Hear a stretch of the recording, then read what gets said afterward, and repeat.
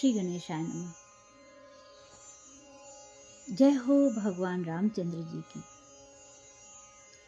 अध्यात्म रामायणे अरण्यकांडे सप्तमः सर्गः हिंदी अनुवाद। आज श्लोक 24 से आगे।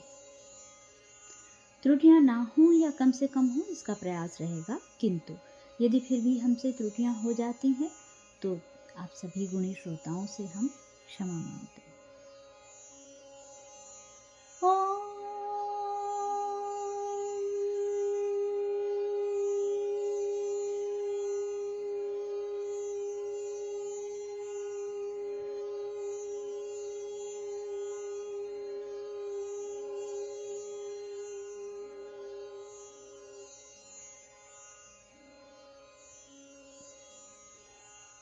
जो श्री राम का स्मरण करते हुए शरीर छोड़ते हैं, वे ब्राह्मण हों या राक्षस, पापी हों या धार्मिक, परम पद को ही प्राप्त होते हैं।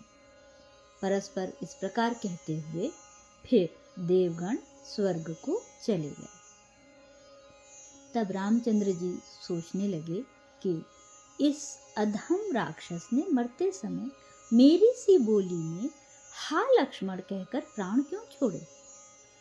इन मेरे से वाक्यों को सुनकर सीता की क्या दशा होगी। इस प्रकार चिंता करते हुए राम बड़ी दूर से लौटे। इधर सीता ने दुरात्मा मारीच का वह शब्द सुनकर अत्यंत भय और दुख से व्याकुल हो लक्ष्मण से यूं कहा, लक्ष्मण, तुम बहुत शीघ्र जाओ, तुम्हारे भाई राक्षसों से कष्ट पा रहे हैं। क्या तुम अपने भाई का हा लक्ष्मण यह वाक्य नहीं सुनते। लक्ष्मण जी ने कहा, देवी, यह वाक्य श्री रामचंद्र जी का नहीं है। किसी राक्षस ने मरते मरते ये वचन कहे हैं। जो राम जी क्रोधित होने पर एक क्षण में संपूर्ण त्रिलोकी को भी नष्ट कर सकते हैं, वे देव वंदित प्रभु भला ऐसा दीन वचन कैसे बोल सकते हैं। तब सीता जी ने नेत्रों में जल भरकर क्रोधपूर्वक लक्ष्मण जी की ओर देखते हुए कहा, रे लक्ष्मण, क्या तू अपने भाई को विपत्ति में पड़े देखना चाहता है।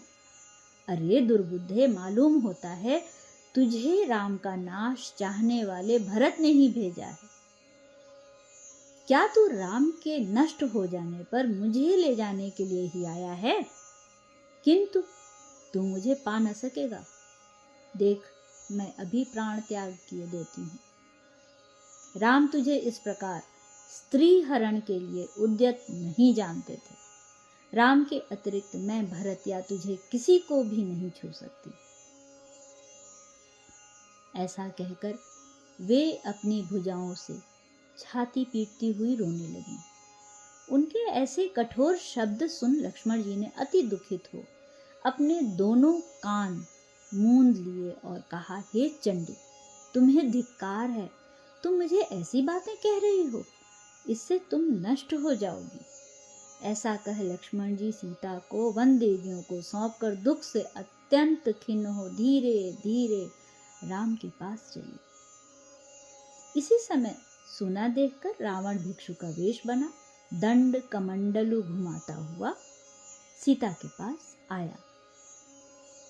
सीता ने उसे देखकर तुरंत ही प्रणाम किया और भक्ति पूर्वक उसका पूजन कर कंद मूल फल आदि देकर स्वागत करते हुए कहा, हे मुने, ये फल आदि पाकर सुखपूर्वक विश्राम कीजिए।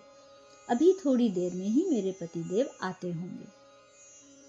यदि आपकी इच्छा हो तो कुछ देर ठहरिए, वे आपका कुछ विशेष सत्कार कर सकेंगे। श्लोक 40। भिक्षु बोला, हे कमल लोचने, तुम कौन हो, तुम्हारे पति कौन हैं। हे अनवे, इस राक्षस सेवित वन में तुम क्यों रहती हो। हे कल्याण, ये सब बातें बताओ, तब मैं भी तुम्हें अपना सारा वृत्तांत सुनाऊंगा। सीता जी बोली, हे भिक्षु, श्रीमान महाराज दशरथ अयोध्या के राजा थे उनके ज्येष्ठ पुत्र सर्व सुलक्षण संपन्न राम हैं। मैं जनक नंदिनी सीता उन्हीं की धर्म पत्नी हूँ। उनका छोटा भाई लक्ष्मण है, वह अपने भाई का अत्यंत स्नेही है। हम दोनों के साथ श्री रामचंद्र जी पिता की आज्ञा से 14 वर्ष दंडकारण्य में रहने के लिए आए हैं। अब मैं तुम्हारे विषय में जानना चाहती हूँ, तुम भी मुझे अपना परिचय दो। भिक्षु बोला, मैं पुलस्त्य नंदन विश्रवा का पुत्र राक्षस राज रावण हूँ।